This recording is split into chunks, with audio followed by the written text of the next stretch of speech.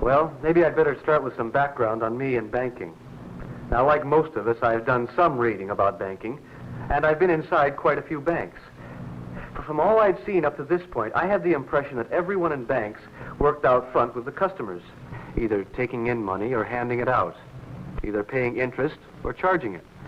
This, plus checking accounts, seemed to be it, which meant that all anybody in a bank did was add, subtract, multiply, and divide. Well, that's what I told my guide. He laughed and said that all bank people had to be accurate and precise in their work. Then he added that there are many jobs in banking that young people don't even know about unless they look closely at a modern bank. Jobs calling for a variety of backgrounds of education and experience. Anyway, I guess it was to correct my oversimplified idea that my guided tour began with data processing. I was surprised at how big a role it plays in modern banking.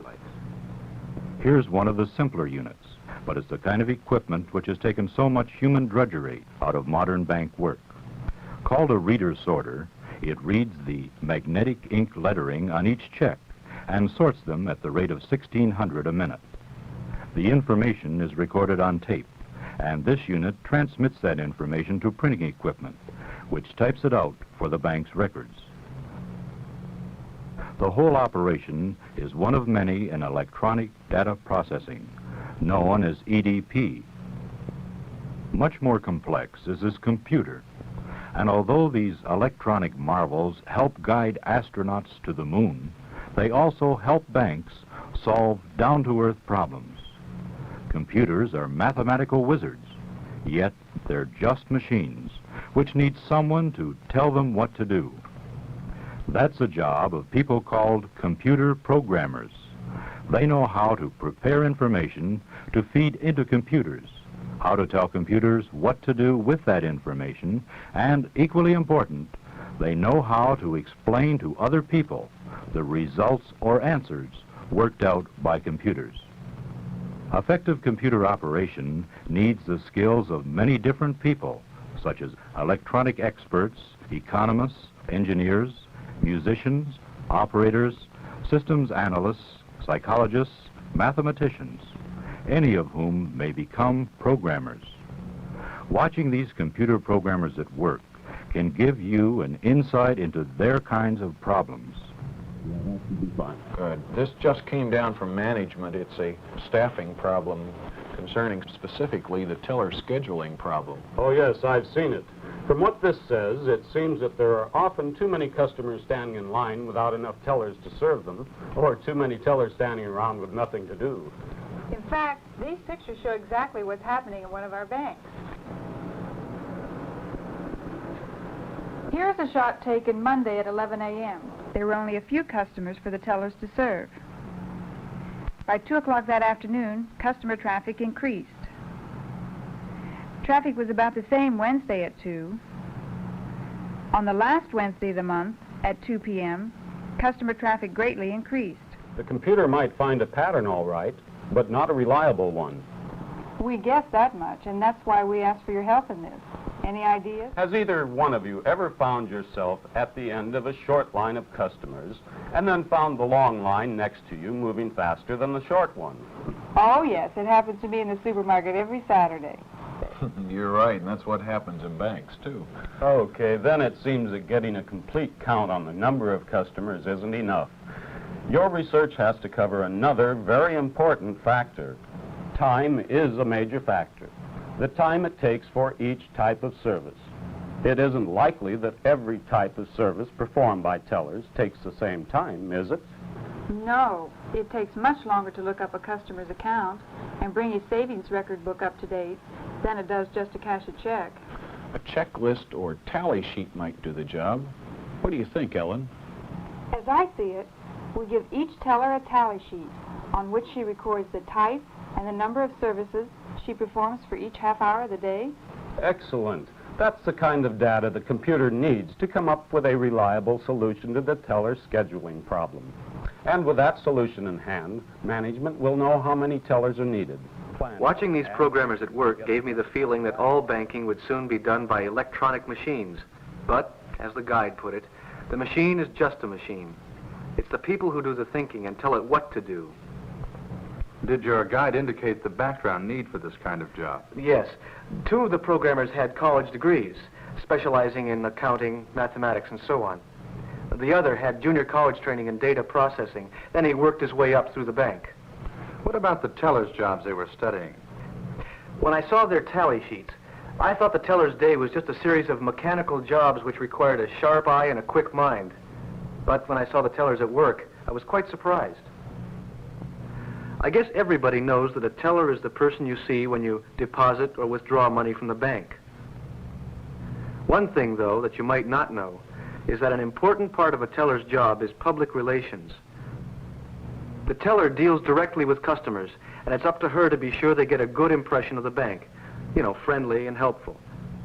It takes a lot of skill to meet all kinds of people and do a good job of it. Better yesterday. Well, Mrs. Donovan, I'm glad to hear you were feeling better. Well, with Mr. Donovan being bedridden all these years, I can't afford to be sick. Do you know that man needs care morning, noon, and night? Why, even when I come down here, I have to have someone in.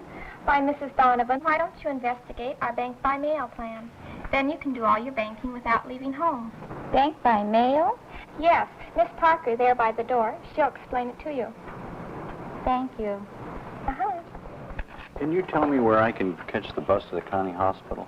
Yes, sir, the number 6 bus, just outside the door. Thank you. Good afternoon, sir. Well, yeah. Sir, I don't seem to recognize this bank. Do you have an account with us? Just cash the check. Sir, I'll need some identification. Well, for Pete's sake. Thank you. Sir, do you have anything other than this credit card? That credit card gets me anything I want. You mean it's not good enough for you? I'm sorry, Mr. Murphy. I'll have to have this approved by a platform officer. Who? What? You mean after my standing here 20 minutes, you're not going to cash it? I won't see a platform officer. What a fine way to run a bank. Just cash the check. Mr. Murphy, I'm sorry for not explaining the problem. You see, on the face of the check, it is made out to you and your wife. But on the other side, it has been endorsed or signed only by you. Then you can see that the handwriting on your credit card is not the same as that on the check endorsement. Perhaps you have a signed driver's license. That's good for identification because it also has your picture on it. I'm sorry for using the technical term platform officer. What I meant to say was one of the officers over in that area of the bank. As it is, I can't cash your check until one of those officers approves it. But if you'll wait just one moment, I'll have the guard come over and introduce you to Mr. Bryan, one of our officers. I'm sure he'll take care of you. Ed? As I said, it isn't easy to do a good job with all kinds of customers. I was told that a teller's job is often the beginning of a banking career for some people. Yes. Most major business organizations have a well-planned training program. And banking has one of the most extensive. Programs for all bank jobs are available for qualified men and women. That's another thing that surprised me. I always thought banking was a man's world, but women hold responsible positions. Some are even vice presidents. In this next situation, there's a woman who's a trust officer, Mrs. Dennis. Her job is to take care of money for other people. Well, suppose a husband dies and the wife is not used to investing or handling money. The will may have instructed a bank to assign somebody like Mrs. Dennis to take care of all the finances, even pay the bills and give advice. The widow doesn't have to worry about it at all. Or when children are left money in somebody's will, it's often left in trust. I think that's what they call it. Well, this way, the money is watched over by a person who carries out all the legal requirements of the will or trust agreement. Many women are good at this job. It takes plenty of patience and a real liking for people. You have to want to help them. A lot of college graduates are interested in trust officer positions. Some of them have some legal training. Looking well. Have you lost some weight? Yes, but I don't know if it's from worry or exercise. My, what's your problem? Alice is going to have a baby. Well, congratulations. When is it due? Well, not for another 6 months, but you can see what this is going to do to our finances. Well, the will did include a special clause which lets the bank make extra allowances in emergencies. Your grandfather was wise enough, Mike, to realize emergencies might occur, and so the bank can pay out extra money if it seems necessary. First, I'd like to know if you had a chance to think things over since our last conversation. Well, yes. We've decided we're going to need that money a lot more in the future than we do right now. And in fact, there's no reason why I couldn't get a part-time job for a while to help make ends meet. That's fine, Mike. I agree with your decision. The job wouldn't have to be for too many hours a week, as I know the trust committee will agree to a small increase in your allowance. Well, things certainly look brighter now. These days, many large organizations will employ specialists in employee relations as well as public relations. And of course, people in supervisory capacities must have the ability to work with people under them. A good demonstration of that to me was what they call an operations officer. It's his job to see that everything on the bank floor runs smoothly, that the tellers and clerks and everybody is doing his job. It's up to him to be sure that everything really clicks. He has to know a lot about most parts of the bank's business. This man went through the bank's training program, and now he's a regular operations officer with many responsibilities. Ms. Gutierrez, glad to see you. Has your problem been straightened out? Pienso que sí. That's it. Now that we have your husband's signature, we're all set. Just take it over to Mrs. Simpson's window. She knows all about it and will handle it for you. Gracias, thank you.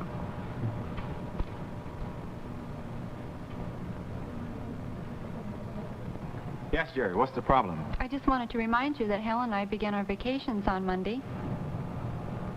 Yes, I've arranged with Janice and Mary to take over your windows while you're gone, so we're all set. Fine, thank you, Mr. Calvin. Dick Calvin. I'll be up in a minute.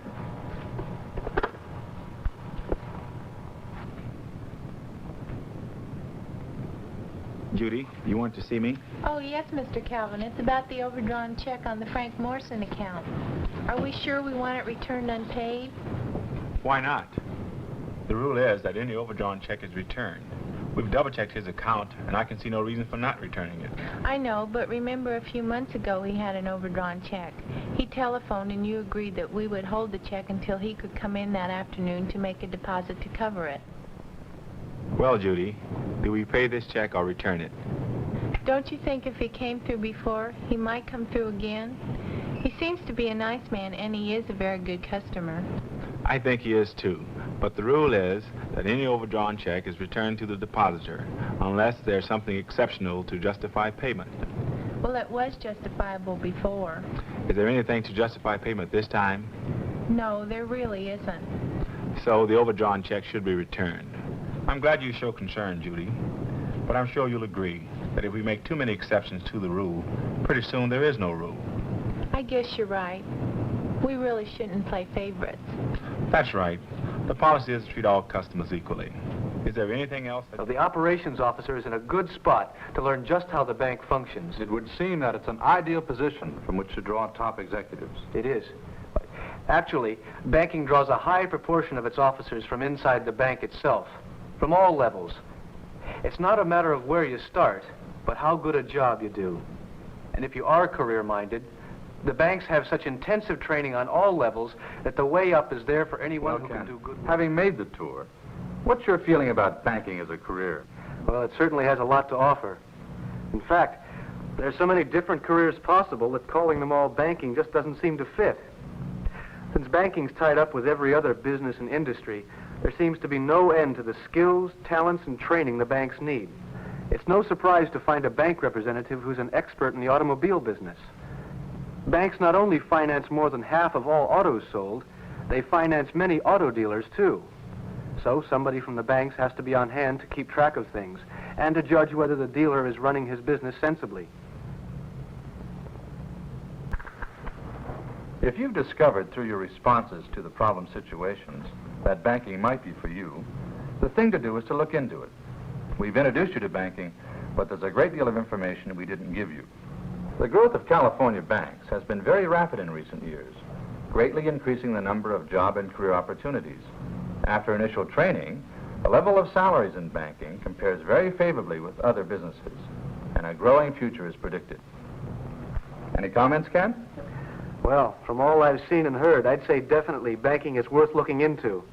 It has all kinds of opportunities. And I feel somehow that if I overlook banking as a career, I may be putting a limit on my own future.